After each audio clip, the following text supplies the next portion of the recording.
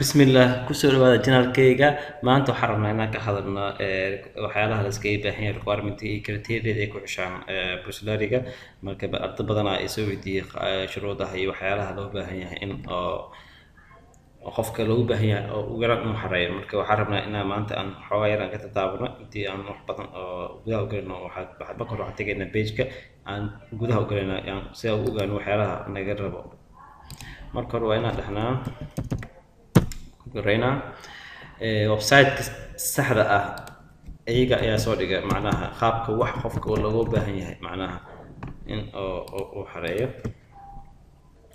marka website-ka waa kan midkan waaye oo Turkey Bursary dad government raacsan macnaha in saxiix ku fahmay government mid ku raacsan yahay ku dhufanaysaa .tr marka gudaha u gasho marka waxaan rabnaa inaan ogaano waxyaalaha oo requirement-ka oo basic ah qofka uu xareyn karo waxyaalaha laga rabo marka iyaga qoladan way soo dhigeen page-kooda soo dhigeen marka dadka badankoodna macnaha ma arkaan laakiin waxaan rabaa inaan tuso overview dan iga tuso macnaha waa website-ka waa kana halka laga xareeyo waa kana meeshan apply ku qoran tahay waaye marka intaan apply gaaro arrintaas marka soo laabanaynaa halkan waa halkii oo programka qofka laga ogaan karo qofku programka oo accounting agriculture economic history qof walba wuxuu rabo inta ku dooranaa iyo levelku rabo ma bachelor ma master ma DVT halkan ku ogaan karaa wixii in available yahay iyo in kale waxaan rabnaa inaan ka hadalno hadda waxyaalaha oo requirement-ka la iskaga baahan yahay marka hore aan ka bilaabno mataqaanaa criteria waxyaalaha ay ku xishtaan waxaa tagnaa prospective students taabanayna waxaa tagaynaa application criteria halkan ayaan ku dhufanaynaa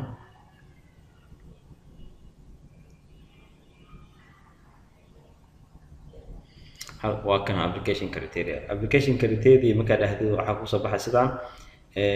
criteria waxa waxyaalaha ugu muhiimsan oo waa saddex qaybood laba qaybood iyo mid kale oo ka gooni ah labada muhiimad waxa age-ka iyo minimum academic criteria macnaha marka dhahdid minimum waxa waaye xagga levelka oo graduate macnaha percentage-ka qofka keento tusaale ahaan oo kale qofka hadduu yahay bachelor degree macnaha waa minimum academic achievement qofka laga rabo ugu yaraan waaye qofka waxaa laga rabaa inuu 70 haysto macnaha inuu 70 haysto qofka xareynaya bachelorka hadduu 70 haysan maybe inay xulna laga yaabaa macnaha waxay iyaga qoondaysan waxaa qofka inuu 70 iyo wixii ka badan markaad imaadana minimum academic for masterka dadka ay PhD-ga ama doctorate waxaa loogu baahan yahay inay haystaan ugu yaraan 75 qofka inuu haysto 75 waxaa ku sii marka dadka oo rabo inay xareystaan ama PhD ku jiraan ama bachelor ama master ahaadaan waxaa la oo xareynaa health science macnaha wax health la xiriira sida medicine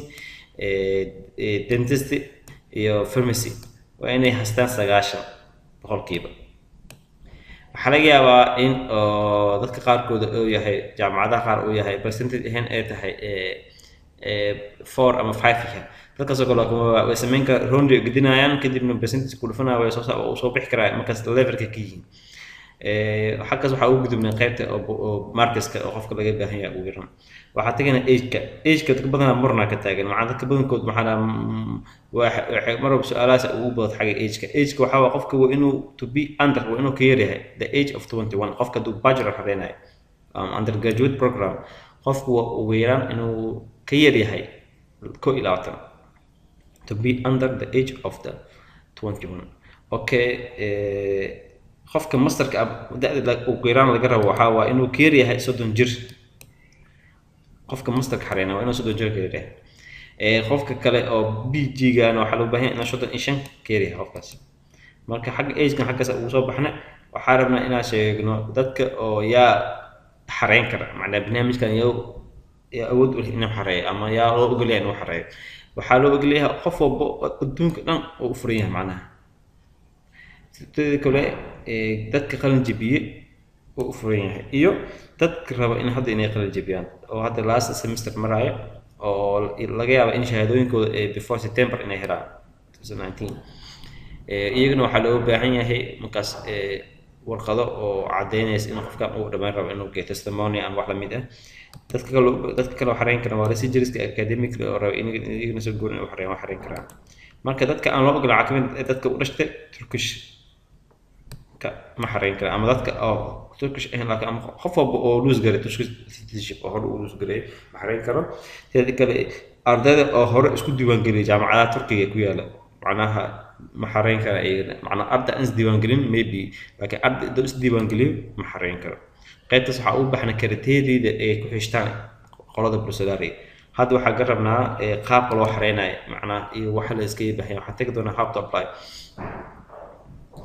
to apply marka tagana as introduction da umarno